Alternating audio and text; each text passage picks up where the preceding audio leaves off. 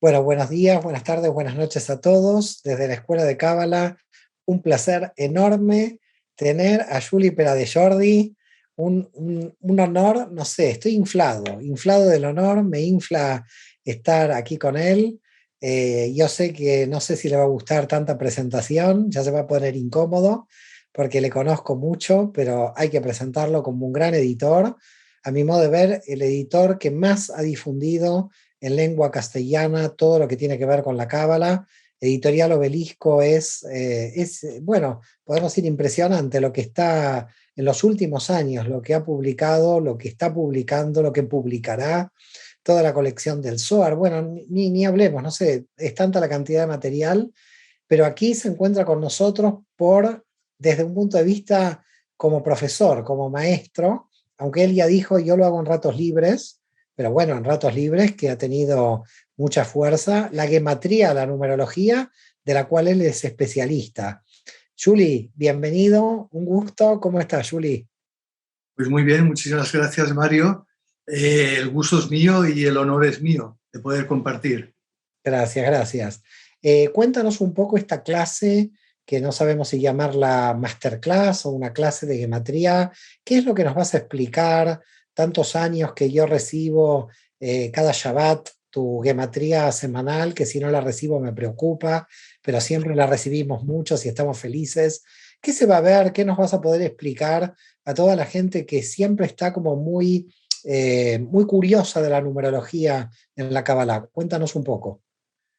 Bueno, realmente no voy a poder explicar gran cosa y creo que lo más útil sería hacer como una introducción, o sea, explicar qué es la gematria, eh, qué tipos de gematria hay, porque tú sabes bien que hay, pues no sé si son casi 40 tipos distintos de gematria, aunque se suele utilizar casi siempre la ragil, la que adjudica el valor de la letra, al, el valor del número a la letra a la que corresponde, y quizá buscar unos cuantos ejemplos para que la gente que no esté familiarizada pueda eh, sorprenderse, quizá. Lo único que desearía sería poder sorprender a alguien y que esta sorpresa le despertara el gusanillo de profundizar en la Torah, que es realmente lo que importa. Así es, estamos de acuerdo.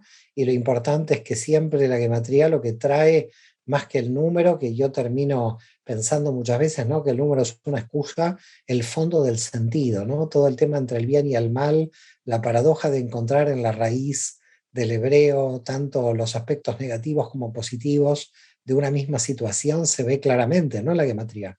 Sí, es increíble. Tú conoces la gematria clásica de Ra, de Mal, que es 270. Pues la gematria de Er, de despierto, también es 270. Son las mismas letras invertidas. Invertir el mal produce despertar. Y esto es una enseñanza de gematria que no me invento yo para nada. De las que escribo me invento algunas, tú ya lo sabes, ¿no? Pero esta es una clásica que aparece en muchos libros. Siempre los que recibimos tu gematría tratamos de detectar cuál es lo que construye Julie y lo que viene por la tradición, pero de todas maneras lo puedes mezclar tan tranquilo porque hay que estar con lupa. Pero de todas maneras igual la felicidad de que se entienda, porque la gente si no, no entiende, hay una gran diferencia entre la gematría y la numerología clásica, en el sentido que acá nosotros buscamos el sentido, ¿no? De la Torá, el sentido del Sod profundo, este es nuestro objetivo. Absolutamente de acuerdo, Mario, y esto es un tema que lo he tenido que discutir con gente que confunde numerología con gematria. La numerología es, como te diría, es una ciencia adivinatoria normalmente a partir de la fecha de tu nacimiento. Esto no tiene que ver con la gematria y te diría que tampoco tiene que ver con la cábala. Por eso yo insisto sobre esto, porque lamentablemente hay muchísima gente que eh, está con la numerología clásica, no con la gematría, levantando árboles de la vida a través de la numerología, con el castellano y todo esto no tiene nada que ver con la gematría y la gente, la verdad, se confunde. Tú vas a poder explicar esto en la clase porque hay una gran confusión donde la gente se confunde y lamentablemente en esta confusión la gente no puede establecer esta diferencia con la gematría. La numerología ya sabemos todos cómo funciona, no sé, el 1 del 1 de 1920 pues son 22, 23, 24, 4 y 2, 6, es un 6, hay características de la gente de 6, bueno, es interesante, discutible, pero se queda aquí. En la gematria hay conceptos de base que quizá por ser tan obvios no se tienen muy asumidos. De entrada, en hebreo, lo sabes perfectamente, el número y la letra son lo mismo. Aleph es Aleph y Aleph es 1. Entonces, de aquí ya pasamos a otra dimensión, una dimensión de no dualidad entre número y letra. Y en base a esta no dualidad, a esta identidad profunda, la gematria adquiere un sentido, ¿no? Claro, porque estamos hablando de un código dentro de la Torá para buscar el sentido, porque no es una arbitrariedad numérica, sino que en Exacto. realidad es un número que tiene una vibración, que tiene un sentido y que termina dándonos una enseñanza. Digamos, el objetivo de la gematría es la enseñanza, no es el proceso adivinatorio. Entonces yo creo que esto la gente lo tiene que comprender bien porque, insisto, hay mucha confusión entre la gente que hace numerología y los que la gematría es una ciencia realmente que a mi modo de ver tiene mucha seriedad, porque lo que quiere es buscar el sentido de la Torá, el sentido profundo, y no es una cuestión adivinatoria, es una cuestión práctica, una cuestión, además, como tú bien dijiste, que resuelve la dualidad entre el bien y el mal cuando tú haces estos cambios de letra, porque los cambios de energía entre el bien y el mal son la misma energía, ¿no? Como ya muchas veces Mashiach y Nahash, ¿no? Que también lo conocemos, ¿no? Es decir, el Mesías y el serpiente, ¿y cómo puede ser? Y sí, puede ser porque en el peso energético que da la palabra en hebreo, más allá de la letra, ya la palabra en su totalidad, está yendo a un sentido de unidad que es el sentido más profundo de la Torá, que no tiene nada que ver con lo adivinatorio, con mucho respeto, ¿no? A lo adivinatorio. Efectivamente. El ejemplo de Mashiach y Nahash es otro de los grandes ejemplos clásicos, realmente muy sorprendente. Claro, claro. Y la sorpresa es esta, que yo creo que esta gematría lo que muestra es el sentido común entre el bien y el mal. Por eso se entiende bien el árbol de la vida, ¿no? Es como en realidad la esencia de una sefirá, cuando hablamos de Sefer, hablamos de Sipur, hablamos de narrativa y hablamos de contar con tanto el cuento de la narración como el cuento del número, ¿no? Entonces estamos contando, fíjate que cuando uno dice voy a contar, cuenta los números como cuenta una narración, y esa es la esencia de una sefirá, el sefer, el libro, pero que al mismo tiempo es número. Sí, efectivamente. Algunos de los que están en la escuela, que están más avanzados en Cábala, entienden el tema de gematría, pero nunca hemos tenido a alguien que se especializara, porque realmente te diría que en lengua castellana, bueno, la especialización en gematría no es tan simple y tú hace años, bueno, lo has dicho, ¿no? Hace 30 años que te dedicas a la gematría. Pues sí, deben ser 30 años, quizá incluso más, incluso más. Yo en aquella época tendría 26, 27 años, tenía un profesor de astrología que traducía Zohar para él, para algunos alumnos, y recuerdo que un día me invitó a su casa y me dice, te voy a leer lo último que he traducido.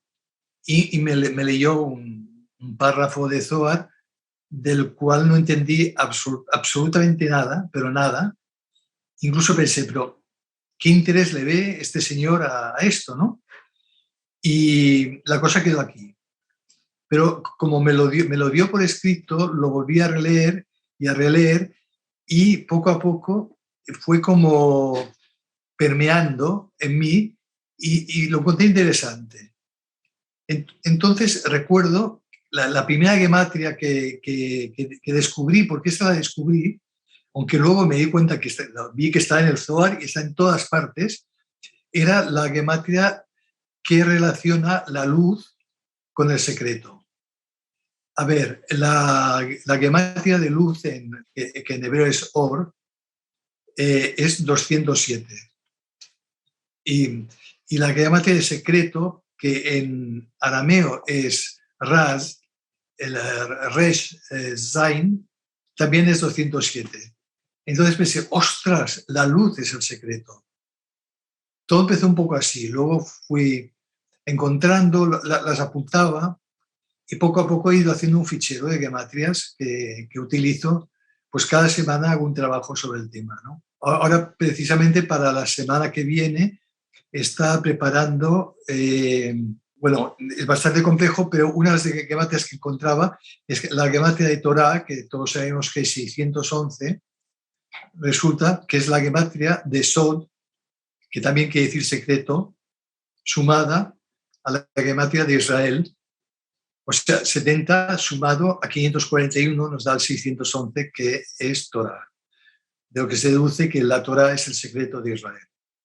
Queríamos saber también desde la escuela ese interés de publicar hace tantos años temas de Kabbalah, si nos puedes explicar un poco desde dónde surge esa vocación de editor.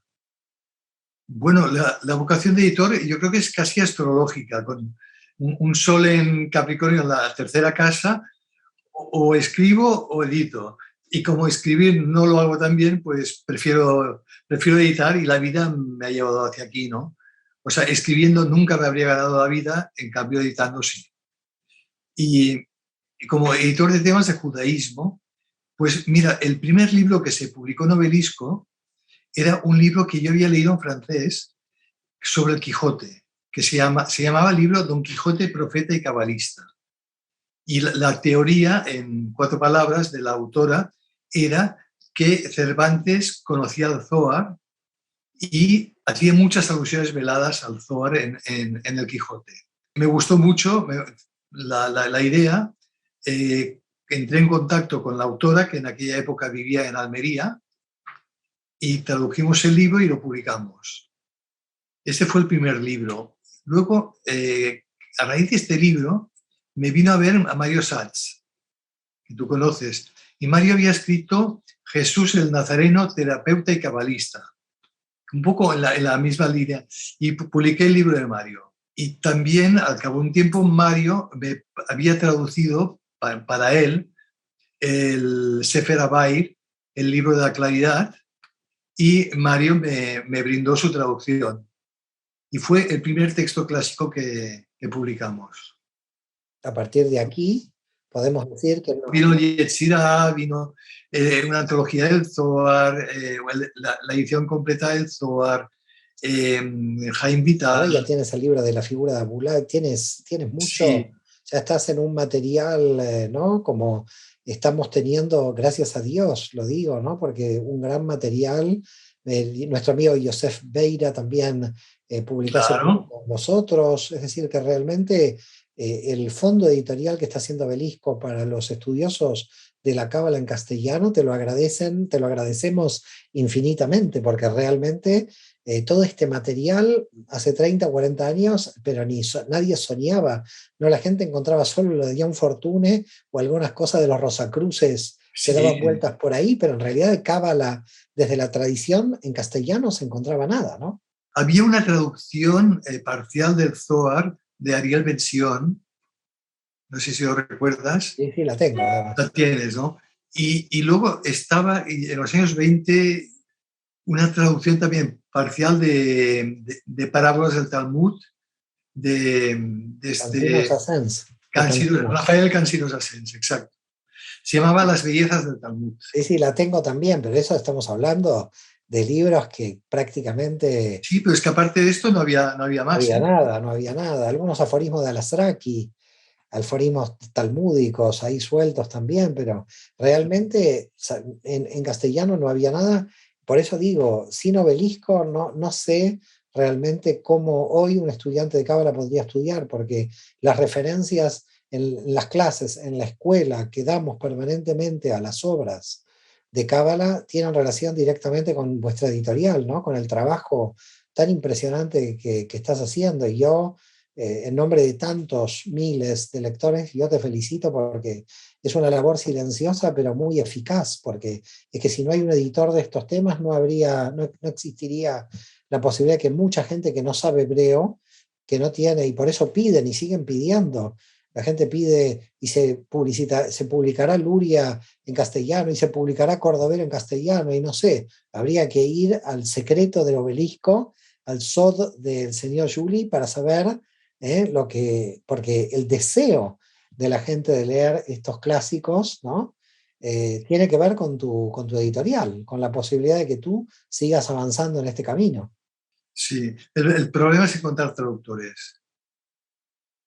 Es un problema porque o es gente que no tiene una buena preparación en hebreo, o es gente que no tiene una buena preparación en castellano, porque gente que vive en Israel quizá, o gente que el tema no les interesa, o incluso me he encontrado con gente que podía traducir maravillas, pero al ser ultraortodoxos no quieren hacerlo. Claro, claro. De todas maneras te digo, cuando yo leo desde el original en hebreo un texto de Cábala y lo traduces al hebreo moderno, tienes que saber también Cábala, además de saber traducir hebreo y Claro, castellano, ¿eh? Porque la palabra del cabalista no tiene ninguna relación cómo funciona esa palabra en el hebreo moderno hoy. Este es otro problema. Es decir, que si no es un traductor que además no tenga conocimiento de Cábala, ya se puede encontrar traduciendo mal la palabra. sí. No, y luego el caso que tú conoces, el libro de Abulafia, el Sebra Segel, está jugando, pero en cada párrafo con la gematria. Todo, esa obra es gematria pura. Es gematria pura. La traducción de Obelisco nos la hizo una agencia de traducciones, costó carísima, carísima.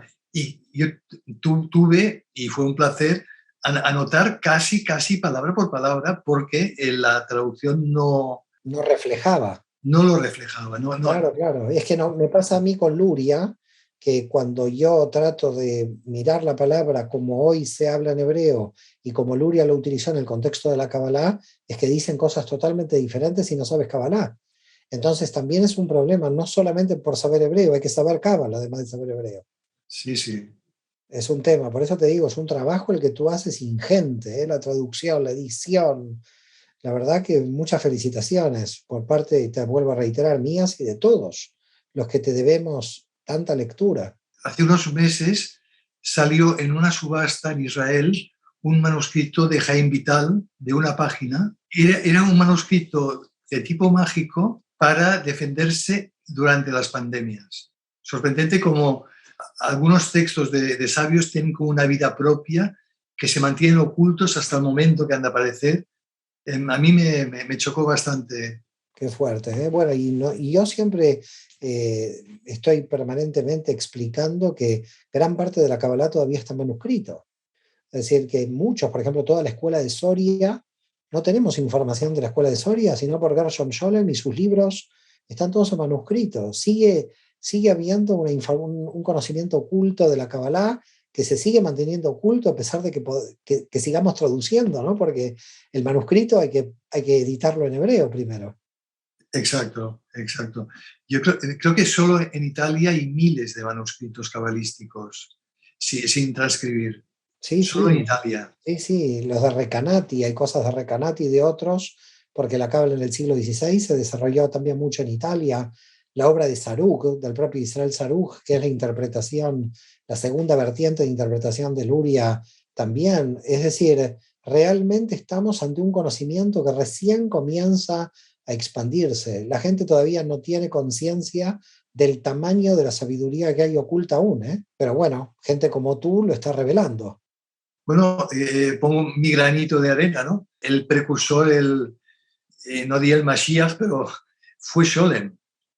Así es, Y Borges, cuando lo conoció, no se lo podía creer. así es, así es. Scholem fue el precursor de esta expansión de la Kabbalah tan potente. Y a partir de él se hizo internacional, empezó el interés, que al principio empezó en lo académico, pero luego empezó a bajar a las masas. Sí, realmente sí. Hoy tenemos un movimiento de masas dentro de la Cábala, los grandes movimientos como Lightman, ¿no? Grandes Sí, movimientos de masas, de gente que entra en la espiritualidad de la Kabbalah con cada vez más fuerza. efectivamente. Pueden apuntarse todos, tienen que saber las letras hebreas. Bueno, estaría bien que la gente que asista a la clase, que tuviera, aunque sea el valor de cada letra, el valor numérico, el ragil, el Aleph 1, Bet 2, eso estaría bien porque ayuda a seguir, ¿no? Esto está libre en Internet, alguien puede mirar Sí, las sí, letras con la numerología. A veces hay confusiones muy de especialistas en el sentido de qué hacemos con las finales, ¿no? ¿Qué hacemos con las sofits? Si las sí. contamos, ¿cómo las contamos? Pero esto te lo dejo como secreto para la clase, no lo vamos a decir aquí. Bueno, pues menudo secreto, ¿no? Por eso, el secreto se lo dejamos para la gente que quiera estar en la clase. Julie, te agradezco, pero bueno, infinitamente que nos puedas dar esta clase. Para mí en particular y para la escuela es un súper honor tenerte. 30 años de gematría, la gente te va a disfrutar mucho, ya lo sé. Y bueno, no sé si quieres decir algunas palabras finales para los que nos oyen. Que estaré encantado de compartir mi ignorancia y a partir de ahí a ver si surge alguna sabiduría. Genial, perfecto. Bueno, 30 años de ignorancia la vamos a disfrutar. Claro que sí. Un abrazo grande, Julie. Un Cuídate mucho. Y abrazo. shalom. Gracias, Mario. Bye.